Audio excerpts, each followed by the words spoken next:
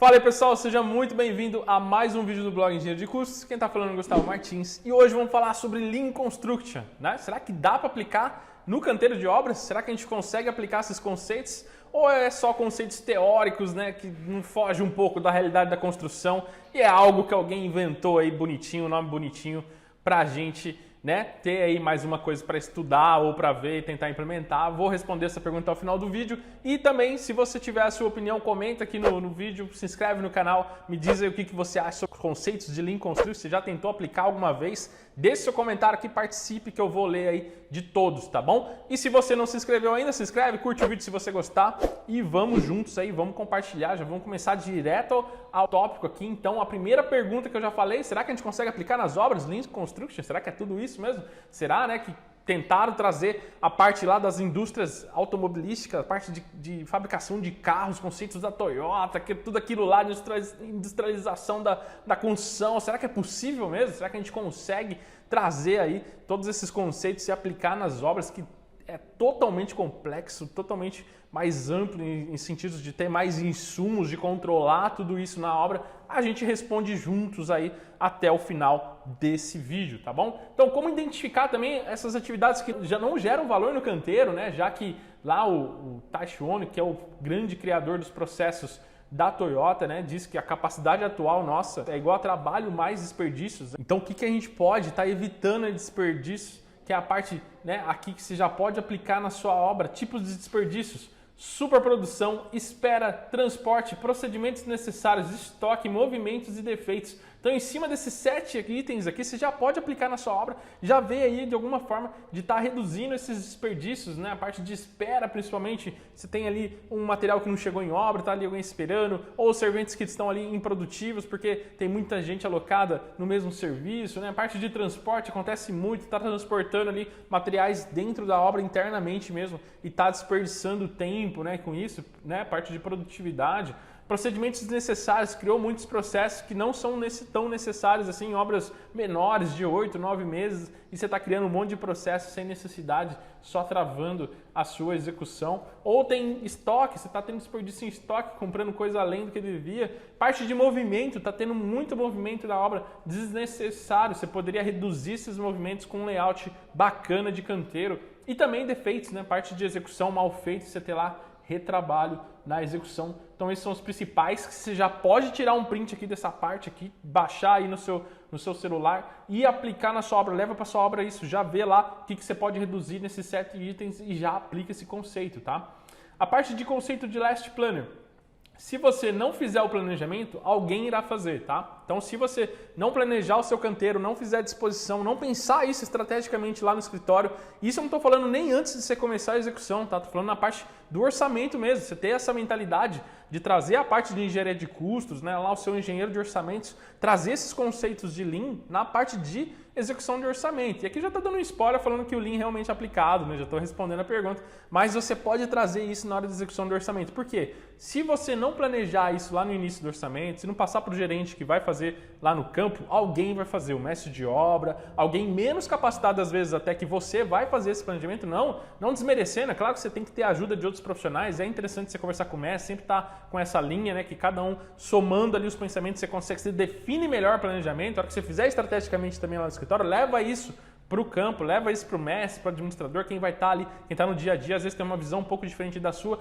e se complementa. Mas se você não fizer nada, vai depender de quem está lá na obra e geralmente isso acontece muito, tá? Se você não fizer, alguém vai fazer, que é o conceito aí do último planejador, Last Planner. Se você não conhecia esse termo, já fica conhecendo, que a gente vai aplicar aqui, ó, numa parte de estudo de caso, tempo de transporte em obras com serventes.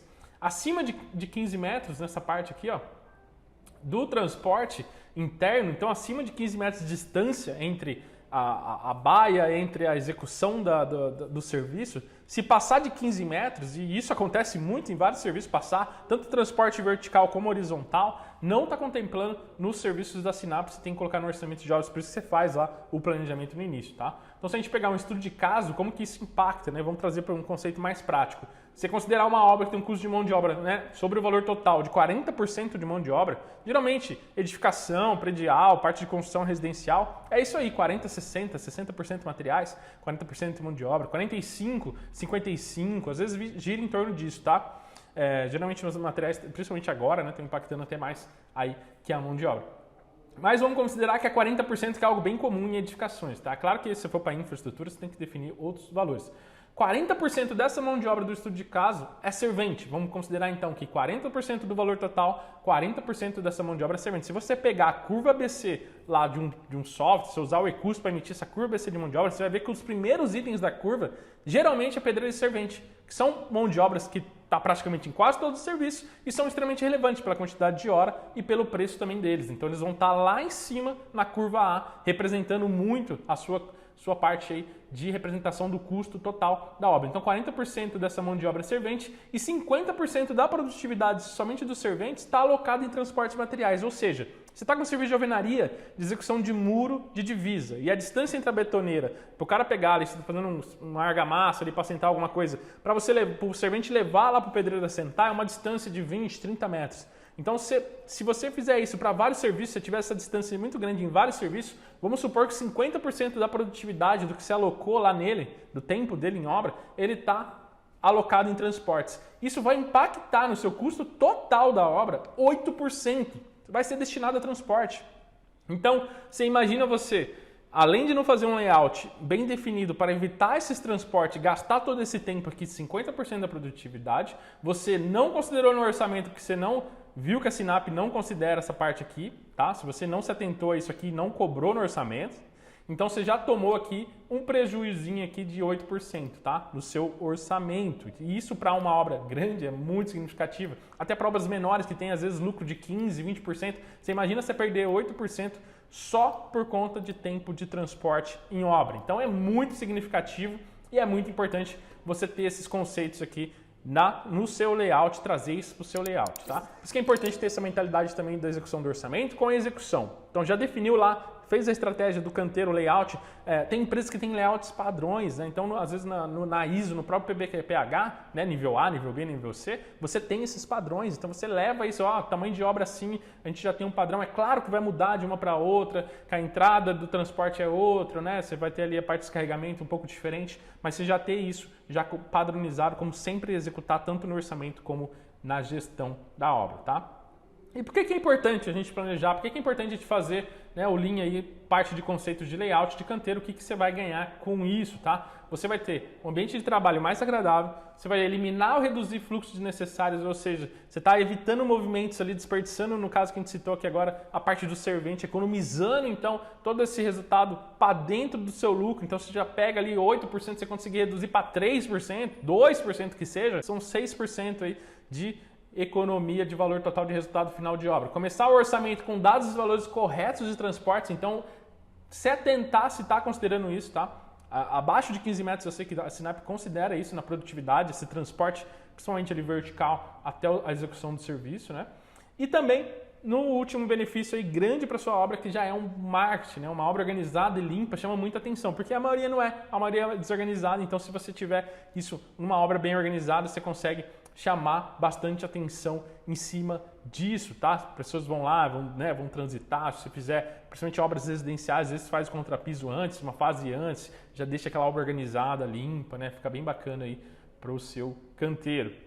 E agora eu vou entrar aqui em parte de 7 conceitos para a elaboração de um layout de canteiro de obras baseado no Lean, tá? Então eu peguei aqui algumas informações, até de alguns treinamentos que a gente fez recentemente, vou trazer aqui para vocês algumas informações que a gente aprendeu também e eu acho interessante você ter aí, tá? Primeiro deles, visualização do terreno e entornos, tá? Verificar o terreno, níveis para descarregamentos materiais, acesso, vizinho. Então, você tem um terreno que tem um desnível ali entre a rua e ali dentro da sua obra. Como é que você vai fazer isso depois? Você vai ter rampa, você não vai? Você vai ter o acesso de alguma forma, você vai aproveitar esse desnível para alguma coisa, né? Um descarregamento ali que você use, né? Alguma forma de facilitar, né? E usar isso a favor. Você vai ter a parte de acesso, vou ter um acesso aqui onde transita muita gente, tem muito carro ali na avenida, não posso parar o trânsito toda hora, às vezes vai ter concretagem. Então tudo isso ser pensado no canteiro, você pensado na disposição, você usar o melhor tipo de via de acesso, você usar um descarregamento. Tem empresas que usam hoje docas, né? Então você entra ali na doca, descarrega, se você tem 2, 3 caminhões chegando ao mesmo tempo, você evita, você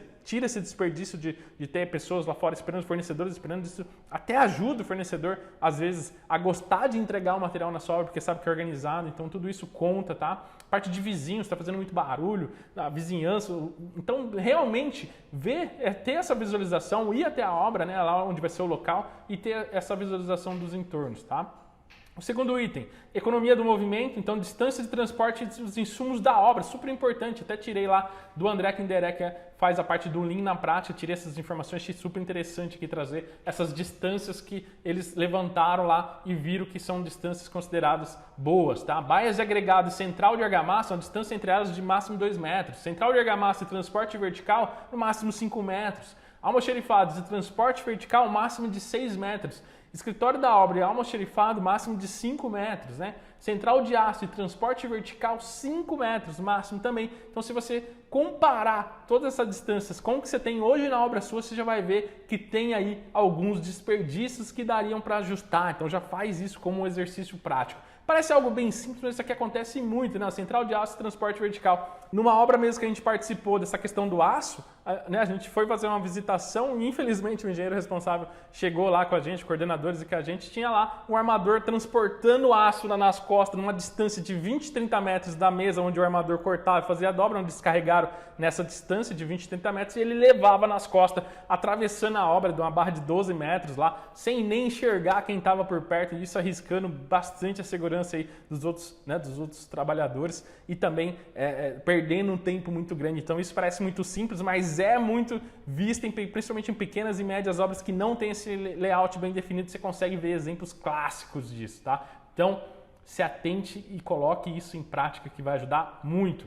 Terceiro item aqui, fluxo progressivo. Recebimento, armazenamento, transporte horizontal, transporte vertical, estoque em progresso. Então já falei um pouco, né, de você fazer todo esse planejamento e sempre fluir para onde vai ser o quê? A execução do serviço. Então chegou lá no canteiro, onde recebeu na doca, já ir para um transporte, uma xerifada ali onde você vai estocar hidráulica, elétrica, ali onde o cara vai ter acesso mais rápido. Tudo isso fluindo e apontando para onde? Para a execução do serviço. A menor distância entre você fazer ali numa betoneira, que você vai bater um concreto em obra, deixar os insumos ali próximos, e onde você vai transportar depois ali para um elevador cremareiro, alguma coisa assim para os pavimentos tipos, ali as distâncias ser bem curtas e você ter essa economia e o fluxo sempre apontando para isso, tá? O quarto item, flexibilidade, definir o layout, mas lembrar das próximas fases, tá? Para realizar a desmobilização do canteiro, então nunca fazer onde vai ser um salão de festa, por exemplo, tá? Então você vai ter ali um salão, você coloca uma baia de alguma coisa ali, depois você vai ter que retirar e mudar isso, ter essa perda de tempo para começar a executar o salão de festa e entregar no prazo. Sendo que você podia estar usando estacionamento, podia estar usando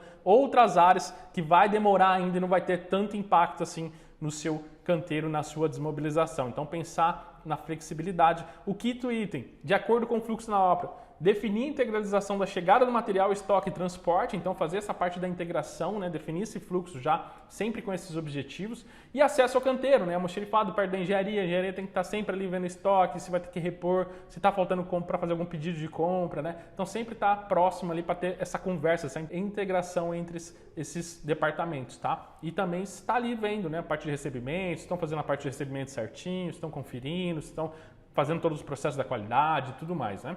O sexto item, uso do espaço cúbico, então uso do subsolo, do térreo, do mezanino e pavimento tipo para armazenar e organizar os insumos. Então você pode ter ali os andares, né? Parte ali de alvenaria de todos os pavimentos tipos já alocado. Às vezes antes mesmo do operário chegar na obra já ter toda a disposição dos insumos, né? Isso seria o mundo ideal. Sei que não é tão simples de executar isso, mas é uma ideia aí para te trazer para você planejar e como você evitar todo momento ter que transportar. Então se você conseguir deixar alocado ali com algum tipo de transporte interno já para a produção chegar e já executar o que ele tem que ser feito, sem ter um preparo, sem ter tempo de espera, você consegue tirar muito desperdício aí, principalmente de mão de obra, tá? Satisfação e segurança, o último item, o sétimo item, que é delimitar as áreas de riscos e definições dos EPCs, né, os itens de segurança aí da obra. Então você consegue ter mais satisfação porque está todo mundo trabalhando em prol de uma organização, de algo que facilita o trabalho de todos. Isso gera muita satisfação. Você consegue colocar aí pessoas também para estar fiscalizando, para estar acompanhando esses processos juntos, que são alguns conceitos, né? Parece muito, mas nem é tanto assim. Você já consegue aplicar no seu layout aí na parte do seu canteiro e ter muito resultado, tá? Então, esses são os itens que a gente consegue elaborar ali para o Lean. Já respondendo a pergunta do início do vídeo, se é possível realmente, sem muitos conceitos, né, de trazer essa parte da industrialização. É claro que o Just-in-Time em obra é um pouco mais complicado do que os conceitos lá, né, do Lean Construction, que fala bastante sobre isso, né, também um dos pilares lá é a parte do Just-in-Time, mas você consegue aplicar sim muito desses conceitos aqui que a gente viu, que a gente passou aqui em todo o mapa aqui, toda essa parte de Lean Construction aplicado a canteiro de obras. Eu acredito que dá sim, dá para fazer de uma maneira inteligente também, uma maneira objetiva, sempre tentando resolver as questões, os maiores gargalos aí da obra, as maiores pendências, principalmente desperdícios de mão de obra e transporte. Você vai conseguir ter um ganho muito grande e conseguir aplicar esses conceitos e ter uma obra ali muito perto dos conceitos de Lean Construction, tá bom? Espero que vocês tenham gostado do vídeo. Se não se inscreveu, se inscreve, curte aí, dá um comentário, comenta aí se você já participou de algum processo em Lean e também comente sobre os próximos vídeos. Se vocês querem que eu entre mais nesse tema de Lean Construction, se achou interessante também, deixa aí seu comentário que a gente vai pensar aí em umas próximas e eu vou estar lendo e respondendo a todos conforme dei aqui pra gente, tá bom? Forte abraço, eu te vejo no próximo vídeo.